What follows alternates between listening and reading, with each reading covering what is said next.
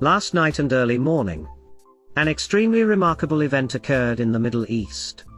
A turning point that could cause the world to witness another war breaking out in this region. And it is none other than Iran's actions to respond to Israel after tensions in this region reached a peak. Accordingly, last night, according to local time, the Iranian army fired at least about 180 ballistic missiles into Israeli territory. An attack that marked a strong escalation in the long-standing conflict between Israel and Iran. And these developments could push the Middle East region into further chaos as well as possibly lead to a full-scale war. Which no one wants. Iran's Revolutionary Guards said in a statement that the missile attack was in retaliation for the recent assassinations of Hezbollah leader Hassan Nasrallah, and Hamas political leader Ismail Haniyeh, as well as an Iranian military commander. The statement also said Iran would launch more missiles if Israel retaliated. The direct military attack last night came after senior military commanders and the Revolutionary Guards successfully convinced the country's supreme leader, Ayatollah Ali Khamenei, that this was the only way Iran could show strength. Iran's new President Mahmoud Rizaian was among those urging restraint but also said the missile attack was a legitimate act of self-defense. He warned Israeli Prime Minister Benjamin Netanyahu that Iran did not seek war but would stand firm against any threat. This is just a glimpse of our strength. Do not engage in a war with Iran. Israeli military spokesman Brigadier General Daniel Hagari said a small number of rockets fell in central and southern Israel but most of them were intercepted. He added that there were no immediate reports of casualties but that they would be counted soon. The Israeli military chief also said the Iranian attack appeared to have ended at 8:30 p.m. local time. During the attack last night, a storm of airstrikes was heard across Israel, including in densely populated areas, such as the capital Jerusalem and Tel Aviv, accompanied by loud crashing sounds in these areas. In the night sky, many people recorded the scene from the bright rays of the interceptor missiles of the Israeli air defense system that blocked the Iranian missiles.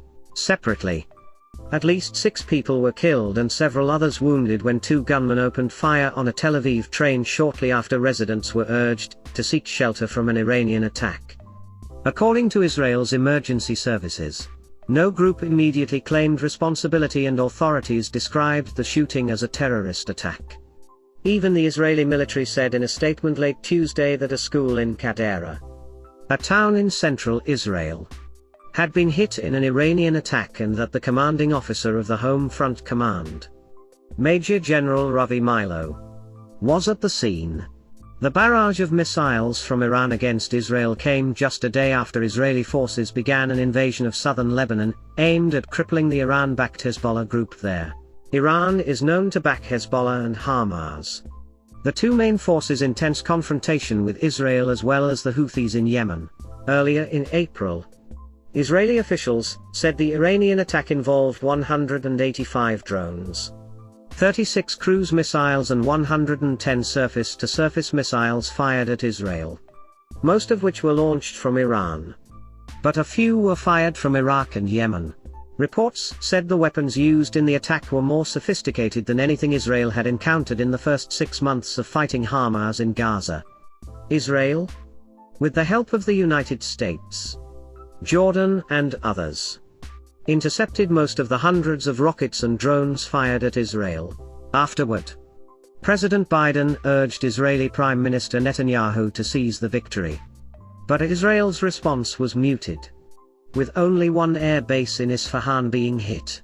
More extreme scenarios are being discussed, however, including an Israeli strike on nuclear facilities, particularly at the oil sites in Natan, the heart of Iran's program. According to US officials, this could be a good opportunity for the US and its allies to eliminate a long-standing thorn in their side. It is at Natan, north of Isfahan, that Iran has produced nearly bomb-grade uranium.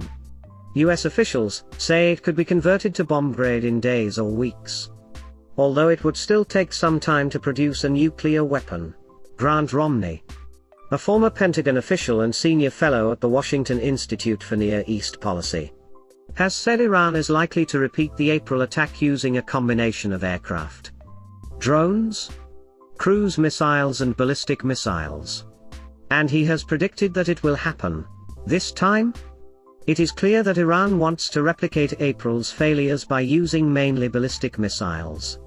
He said these missiles move much faster and can quickly overwhelm air defenses, unlike the April attack, when Israel had days of warning to coordinate its defenses with its regional allies.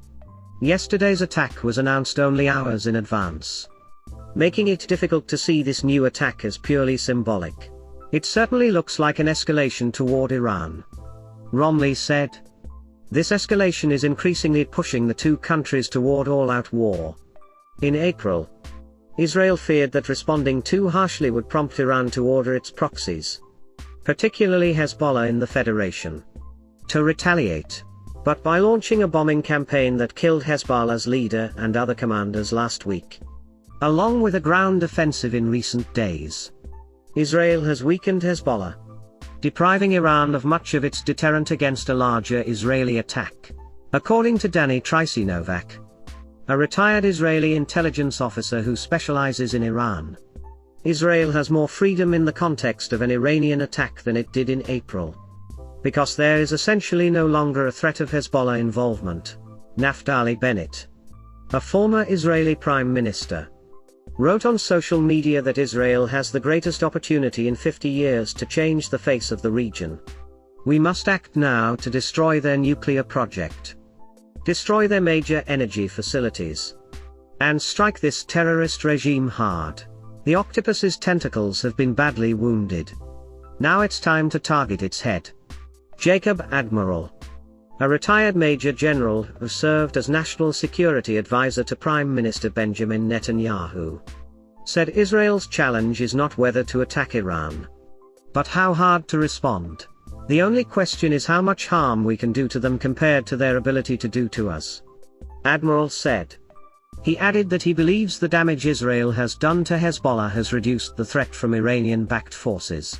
But most importantly, Israeli Prime Minister Benjamin Netanyahu, who had to flee to a bunker during the attack, released a video vowing to retaliate against Iran for the barrage of ballistic missiles that struck Israel last night. Iran made a big mistake tonight and they will pay the price, Netanyahu said. The leadership in Iran does not understand our determination to defend ourselves and retaliate against our enemies. All of this is pushing the confrontation between Iran and Israel to a more tense level than ever. But a key player in whether this happens is the United States, Israel's most important ally. Accordingly, the US Navy helped Israel shoot down many of the approximately 180 Iranian missiles last night, in a show of military might that left the attack on Israeli cities unsuccessful and ineffective. According to President Joe Biden, make no mistake, the United States is absolutely behind Israel, Biden told reporters hours after the attack. Two US Navy destroyers based in the eastern Mediterranean, the USS Bunkley and USS Cole, launched a dozen cruise missiles against the Iranian missiles. None of the 40,000 US service members in the region were hurt in the attacks, said Major General Patrick Ryder, the Pentagon press secretary. He added that Jack Sullivan, the president's national security advisor, had planned intelligence sessions between US forces and their Israeli counterparts to anticipate possible military action by Iran. That followed Joe Biden's recent vow to do everything in his power to help defend Israel against potential attacks from its adversaries. Asked about the US view on whether Israel should retaliate, Jack Sullivan said US administration officials would continue to talk with their Israeli counterparts. However, he did not specify whether President Biden would schedule a call with Netanyahu, facing the possibility of a major war in the Middle East. The UN Security Council said it would hold an emergency meeting this morning to discuss the attacks by Iran and Israel and the threat of a wider war in the region. And just last night, The Iranian mission to the United Nations issued a statement affirming that Iran had taken a legitimate and reasonable response to the Zionist regime's terrorist acts referring to Israel. Those acts include attacks on Iranian citizens and interests, and violations of the sovereignty of the country and the Islamic Republic of Iran. If the Zionist regime dares to retaliate and commit other atrocities, Iran will immediately react strongly to the countries in the region, and the parties supporting the Zionist regime should say goodbye to this regime. It can be seen that the missile attack by Iran and Israel has pushed regional tensions to a peak, raising concerns about a full-scale war, with the intervention of the United States and its allies. The situation is still very unpredictable, and the Middle East is once again facing the risk of a large-scale conflict.